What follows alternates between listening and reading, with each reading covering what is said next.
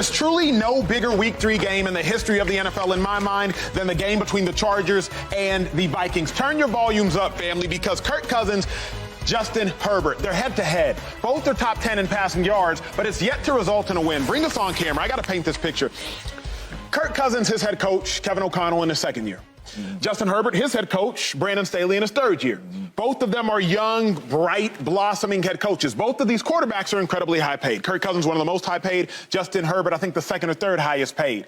If you start 0-2, there is a 0-3. There is a 1% chance that you make the playoffs. One of those teams is guaranteed to start 0-3, meaning either Justin Herbert will go 4 years without a playoff win, or Kirk Cousins will once again fall short. That is what is on the line, I surmise, in this game.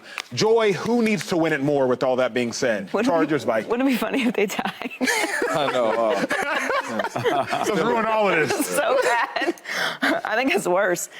I think the Chargers need to win more. When I look at the Vikings situation, and maybe it's because I just really don't consider the Vikings to be a team that I'm going to be watching near the end of the season as truly competitive. I think they pretty much proved that last year. We didn't really give them the attention that they were all yelling for, and then what happened in the postseason? Wasn't good. It wasn't good. So I think more, I guess, of the Chargers as being a team that I expect to contend at the end of the season. I expect to be in the postseason, potentially win a game in the postseason. So for them to start the season 0-3, I mean, the stakes are much higher. I don't see a hot seat with the Vikings at the coaching position. I don't think they're moving off of Kirk Cousins. They're just not in that space. Obviously, they're not going to move off of Justin Herbert. He just got paid. Yeah. But things could look different in Los Angeles for the Chargers at the end of the season if it doesn't end with the expectations that they came into the season with. So I just think that the energy around the Chargers is much harder.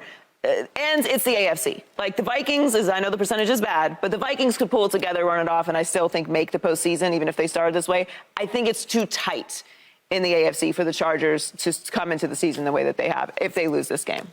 It's absolutely all about the Chargers. They cannot go 0-3.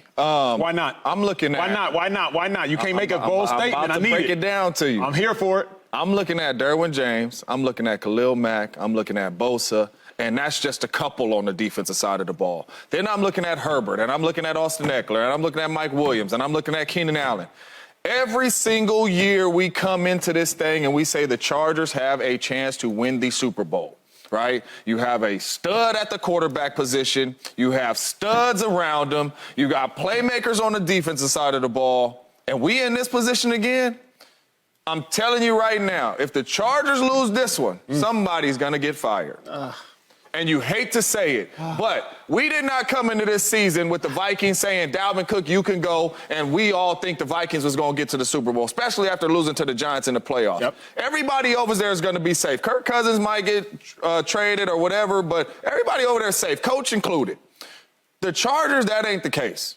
If he goes 0-3, he possibly is not going to make it out of this season and finish this season if the Chargers go 0-3. You have everything. It's so many head coaches would love to take this Chargers job. They have everything. And 2 all-pro pass rushers, an all-pro safety, really good corners on the offensive side of the ball, an all-pro receiver, a really good one in Mike Williams. You draft one in the first.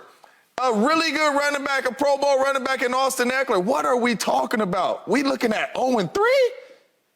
And we not only that, we 0-2 because we blew 2 leads. Yeah. Two of them. So we coming off of last year where we just blew a lead in the playoffs. Then we open the season and blow 2 more leads, and we finna look at 0-3?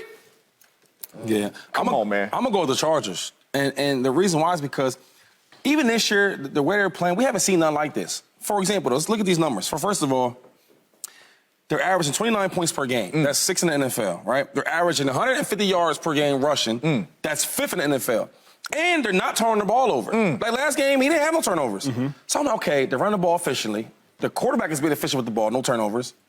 And they putting up points. How we losing? How we losing? In the NFL, when they come in there, they teach you this.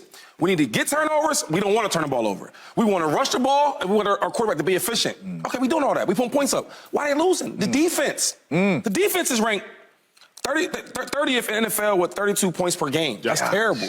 So I put a lot of that pressure on the defense. And we love to talk about Herbert, how great he is, and how there's times where he makes some great plays, but then again, he has some late picks. We haven't been seeing that. So if you have a head coach that's a defensive guy, that should answer all the questions.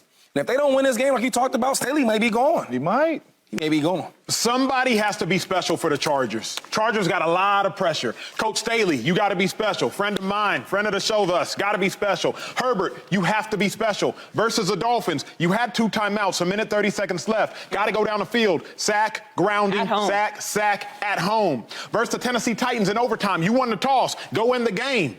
Incomplete pass, throw away. Game over. Somebody has to be special. Derwin James, got to be special. Bosa, got to be special. Mack, got to be special. Allen, got to be special. Samuel Jr., got to be special. Somebody has to be special. There is no special. A lot of good. A lot of good. No special. The last 4 games for the Chargers, going back to last season, they've lost by combined 9 points. They're good, but it takes special to win in the National Football League. Subscribe here to get the latest from Speak, and go watch a few segments from our other shows on FS1.